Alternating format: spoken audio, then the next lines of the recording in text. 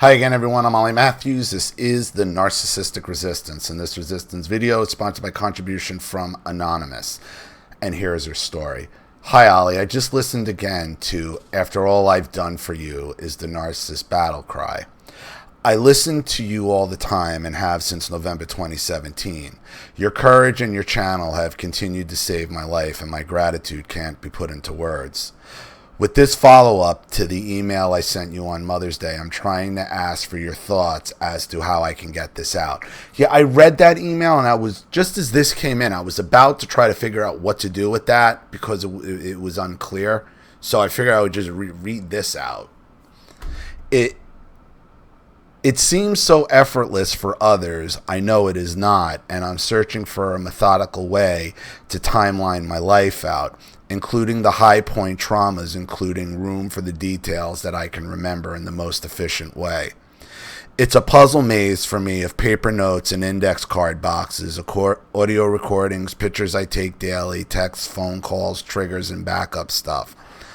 I'm kind of like a forensic analyst in that top form in a routine.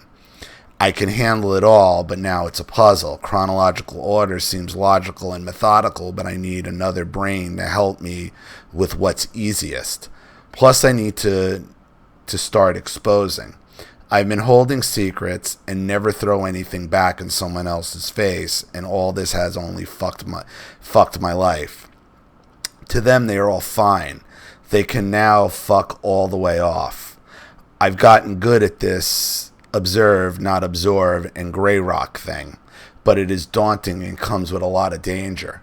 Narcs want reactions. When I don't give it, which I don't, it only ramps up the rage waves that will be released on me.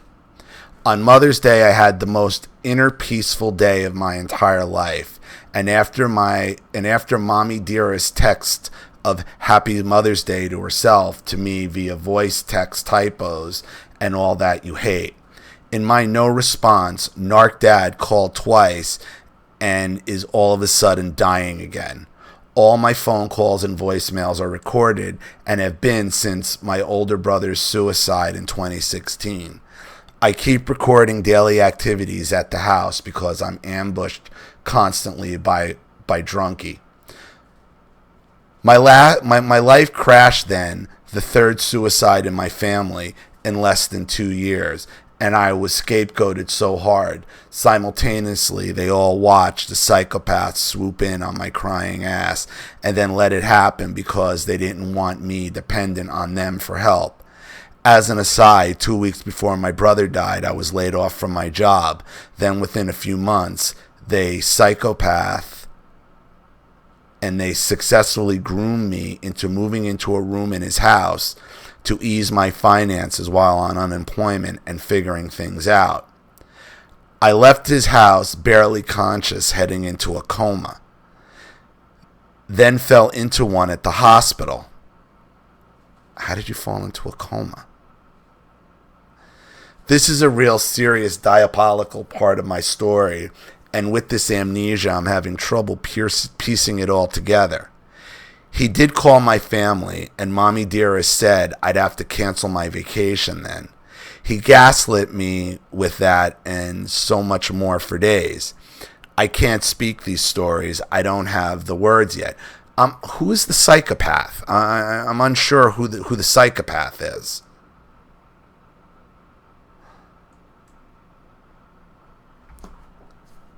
This video reminded me of the programming I received all my life. Call it Southern style abuse generation after generation trickling down from slavery, and people still treat each other that way. That's my overview.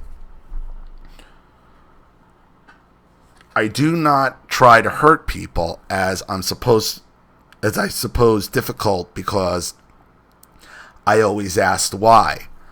I'm learning nobody likes to be questioned, and those same people use words like assume, obviously, apparently, when they grandstand after granular shitty analysis.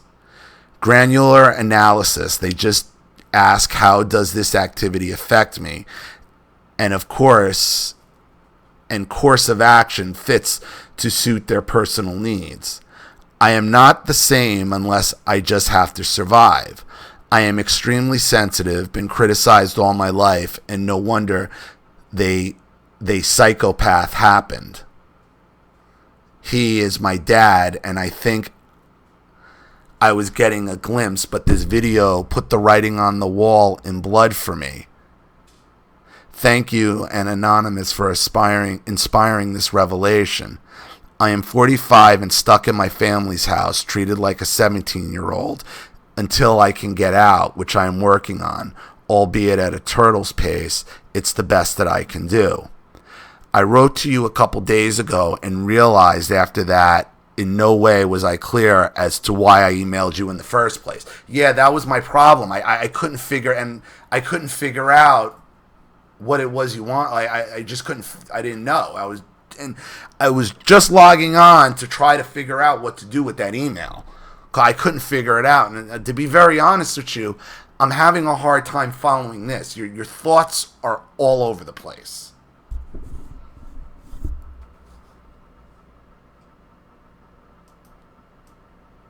I am still in the midst of my situation and was trying to deliver a few high points and tell you that I have no idea the best way to tell my story, while I'm still trying to understand it and survive it, and as well survive it. Honestly, I can't even finish the to-do list to create steps to complete any multi-step task or project. It all floats around in my ether, although I'm very functional if I've been sleeping right, eating right, and in a routine.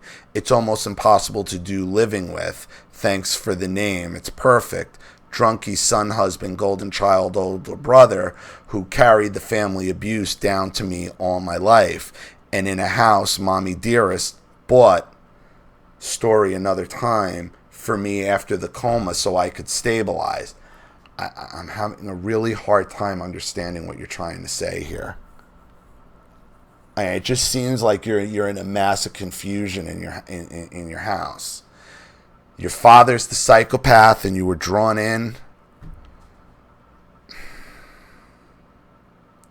It's an abuse hole. I escaped last year and went no contact for over 100 days.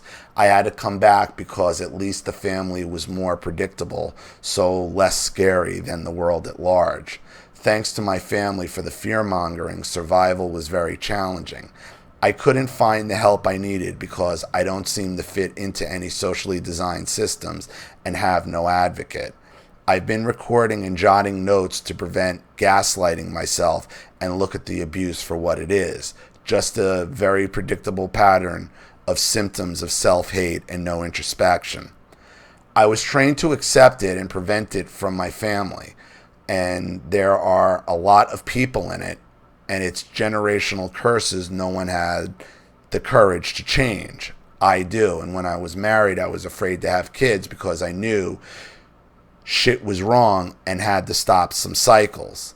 This on top of I am so much self-maintenance trying to perform in life and progress and being autistic that I couldn't imagine another being inside my sensitive body that had a hard time keeping myself in top form. I was a good dog, mom, and extremely nurturing. But I knew I was taught all the wrong ways to mother and was afraid to screw up anyone's life. So I'm thankful God saw it the same. So I think you're saying you were a good dog mother, but you were afraid to become a real mother. In reevaluating my own soul, trying to thrive in this super toxic environment with constant questions of what are you doing to anything I do. So I keep to myself a lot. My room is my sanctuary, and I spend as much time as possible painting and processing this confusing world in the healthiest way for me. But I gotta get this out of my spirit and soul in order to fit more self-worth inside myself and continue my progress, improving the quality of my life. Any advice is appreciated more than words can express. Sincerely, Anonymous. This is what I would suggest to you, Anonymous, because you obviously have some writing disadvantages because I think you have some learning disability because you said you're autistic. From what I can gather here, you were gaslighted back into your home situation, and your family is just controlling every aspect of your life. You brought up the generational slavery, so I'm wondering if you're another black woman being abused again. I'm not sure. History of suicide in your family, scapegoating, and it's clear that you can't organize your thoughts. You can't organize even in these emails, because the first email was completely confusing, and this one, at least, like I think I understand where you're going with it.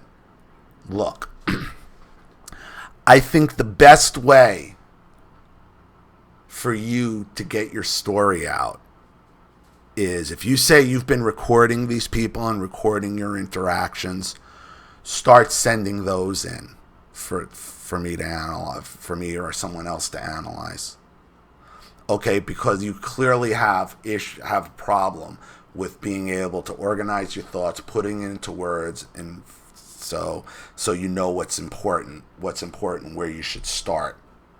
Okay, if the abuse is there, which is, I'm sure it is, it's going to be prevalent on the audio recordings. You don't have to sit there and try to organize your thoughts and explain things. The only thing you're going to have to explain is who's who, okay, and the general gist of the conversation of where it goes. Other than that, just let the narcissist expose themselves.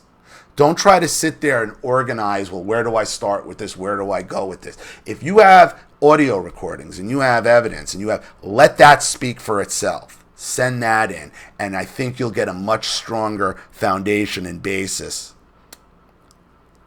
of where your recovery lies, where your issues lie, and where you need help.